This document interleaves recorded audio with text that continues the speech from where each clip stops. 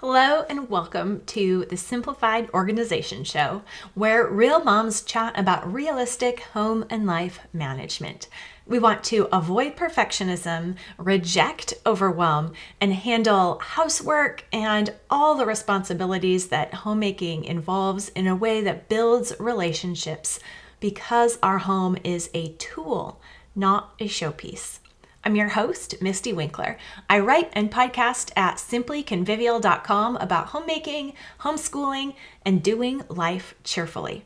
I'm also the author of The Convivial Homeschool, Gospel Encouragement for Keeping Your Sanity While Living and Learning Alongside Your Kids. Today, I'm joined by my real-life friend, Betsy Farquhar. Betsy is the managing editor at Redeemed Reader.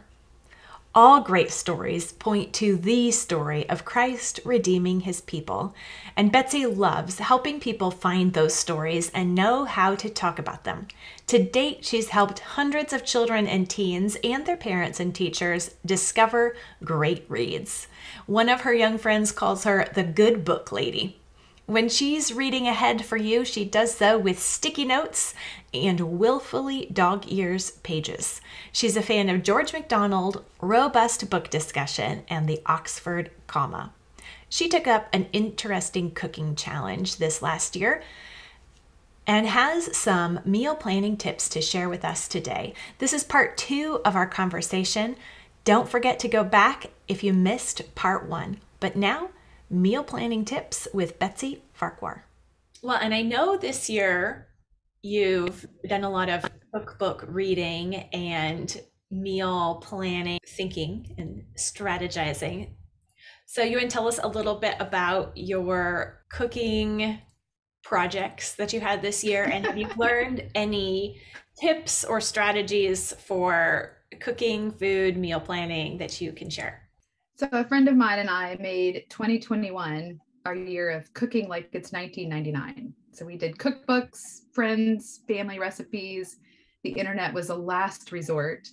And we picked that date because I had an email from my mother, time-stamped 1999 with the recipe. So we knew the internet existed and email was viable, but nobody was browsing food sites and reviews back in those days. So I did learn some really interesting things. One, it showed me how much time I don't know that I was wasting time, but I was spending it looking for recipes online when I could have been using that same time to actually cook. Yeah. I had been using the internet as a crutch. So I would get to 5 o'clock and think, oh no, I can find something online that I can make with what's on hand. But that's a whole bunch of mental angst that I just took off my plate. It was great. So I'm happy to say our emergency takeout meals dropped considerably this year. And there were a couple of these are personal rules I put into place for myself because I realized what's hard for me. So one of those, I think this is an Auntie Layla thing. I have to decide by 10 a.m. what's for dinner that night. Because we all know you might even make your plan, but maybe a child is sick or something that you counted on has gone bad in the fridge or whatever, right? So by 10 in the morning, I have to decide what's for dinner that night. And I have to do one thing towards that meal by then. So it might just be pulling out the cans of tomatoes and beans for chili from the pantry and putting them on the counter, but I've committed at that point. Right. And then, because I'm really bad about stopping what I'm doing, I don't have these as timers on my phone, but general practice at 4 p.m. I have to think about dinner. So is there something I should be doing right now so that we can eat at 6 or whatever? Or is everything prepped and I don't have to worry about it? Yes. So just these little anchors in my day to kind of nudge me that, yes, this is going to happen. And I would do well to think about it ahead of time. And I really like to cook. That's not the problem. It's hard to think about stopping. It is. It'll be like 3:45 or something. I'm just going to finish this one thing. And that's like 5 p.m. Oh. Totally. Lunchtime's another good time to think about, just to review my dinner plan. Do I need to go ahead and put something in the oven or, is the meat thawed? Yeah. And so it's probably that right there that's cut down on the emergency takeout meals. Just having Absolutely. thought about it. Because I no longer had the safety net of an internet recipe at the last minute. So I had to think about it. So Baby steps. That's right. Do you keep your plans, your meal plans in a certain way, or write anything down ahead of time? So thanks to my friend Misty and her simplified pantry course, I have a list that I print out. I print out 10 copies at a time of just the things we like to keep on hand. So I have them on a clipboard, and I actually fold up the top list in half and write on the back just the days of the week and what I'm thinking about, and the cookbook that I got that recipe from. Nice. Whatever the source is, right? And then when I'm at the store, I have the meal plan with me, so that if they don't have something I counted on, I can kind of adapt on the fly. And so then that's just, the clipboard stays in the pantry and I can access it all week.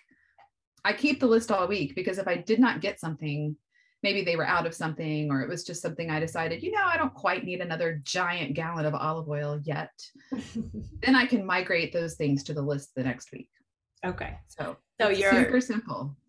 So you're looking at that grocery list and making a meal plan weekly. And I do have a few days that they're like a theme day, and it kind of depends on the season, but pizza on Fridays. This school year, we've had soup on Thursdays just because we tended to be out during the afternoon, and that's a good crock pot thing. So I already know going into the week a couple of directions. Yeah. So, well, that's a good one. Your Farquhar pizza Fridays. What you guys use toppings very creatively. Like when we do pizza, it's pepperoni and salami if we have it, and olives and maybe mushrooms. Like that's just pizza. I love olives. I do not live with a family who loves olives, so they don't appear on my pizzas. But what does appear on your pizzas? Because you're much more creative with your pizzas. Everything can be a pizza topping, Misty. You just have to know what it goes with. We've never done fish, although I think there are pizzas with tuna on them. But we have a few standbys that we've kind of copied from, Canadian bacon and pineapple, or barbecue sauce with chicken. And so I keep, I don't like canned chicken, but it works on a pizza. So there's a couple of things I just kind of keep on hand as a backup. But I often will look at what we had that week and just think, well, we've got some Mexican seasoned chicken that would go well with some cheddar cheese. And I just kind of build maybe some green onions. I keep homemade tomato sauce on hand, but we like white pizza too with no tomato sauce, little olive oil, some cheese, some sausage. The meat is usually the big flavor punch. It can go a long way and do a lot, but I've done some veggie pizzas. They eat them begrudgingly. I do have a pizza cookbook. Well, you'd have to after you, with your commitment. I've actually had it for several years, but it's more for inspiration. She has a higher standard for her ingredients than I choose to buy for my homemade pizzas. So. What do you have a favorite cookbook to use for everyday dinners? Oh man, it depends on what I'm cooking. I've had my Joy of Cooking, the 1997 edition, because they're all different, since I graduated from college. So it's kind of a good reference. The other cookbooks that are sort of like my starting points, I have Mark Bittman's How to Cook Everything. Yeah. I have the big red one. He's got a couple of editions. I have Cooks Illustrated, the giant 2000 recipe one. I don't use it a whole lot. And then I have the Ultimate Southern Living Cookbook, which I use a lot. And then I have, a crock pot cookbook and a pizza cookbook and a bunch of different cookbooks. Yeah. One of my favorites is just to read, actually. I've only made a few of the recipes, but have you heard of Make the Bread by the Butter? No, I love butter. I need this book. Oh, it's hilarious so she did a little project where she make the bread. I'm writing this down. Make the bread by the butter, where she decided she wanted to just make everything, stop buying. If she could make it, she wanted to try making it. And she did her best to analyze costs and figure out if it was actually cheaper to make it than buy it. And she calculated time and effort as well. So there's like Nice. monetary, but then there's also a little comment about time, and she is hilarious. So Ooh, I need that it's just a book. fun read. Because I love to know how to make things. Like someday I'm going to make my own mayonnaise. Just, I want to know how to do it. Right. Right. Yeah, her section on a rotisserie chicken is hilarious. And she actually calculated that it was cheaper to buy rotisserie chicken. And so Awesome. I did it myself. I didn't believe her numbers. So I did it because a raw chicken weighs differently than cooked chicken. So if you like take a similar, I forget how, it's been several years now, but I took all the cooked chicken off of a Costco rotisserie chicken, and then figured out how much the raw chicken cooked down, so how much it weighs as cooked chicken, and then did a price per ounce comparison. And the Costco rotisserie chicken is cheaper. Plus you have the skeleton, you can make broth and Totally. yeah. So I do keep, that reminds me, I have a few, I think of them as like my back pocket meals, right? The emergency stash. For a long time, I kept a Stouffer's lasagna in the freezer because everybody loved it. And honestly, you can hardly make lasagna for the price that you can buy it.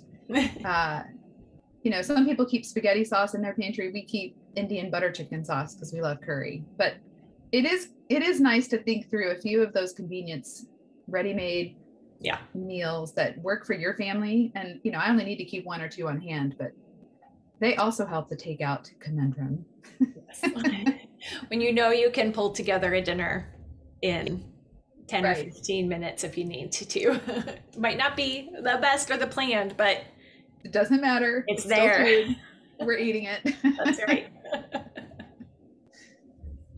Well, thank you so much, Betsy. This has been great. And I know at Redeemed Reader, where you are managing editor, your mission there is to read ahead for parents, especially those modern books. You want to tell us just a little bit about Redeemed Reader?